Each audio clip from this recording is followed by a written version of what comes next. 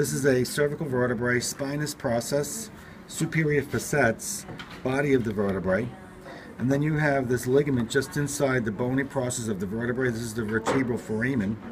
You have the epidural space. This is all fat and blood vessels. You have the dura mater. Behind the dura mater is the arachnoid. Behind the arachnoid is the subarachnoid space.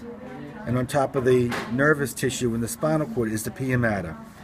Arachnoid, subarachnoid, pia mater. Then you have the dorsal gray horns. You have the... That's the brown part? Correct.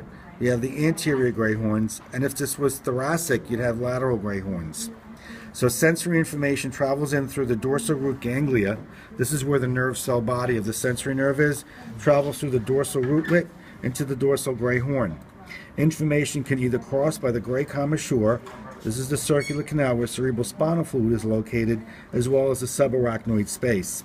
You have your anterior columns here, the white tracks going up and down, posterior columns going up to the brain, and lateral columns on either side.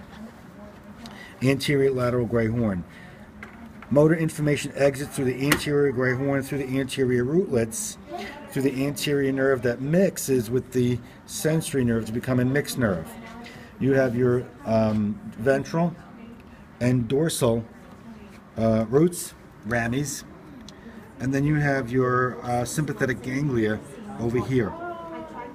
Sympathetic ganglia. So these are paired. This is the vertebral artery. These are the vertebral veins. And I think that's all I have on here, Sam.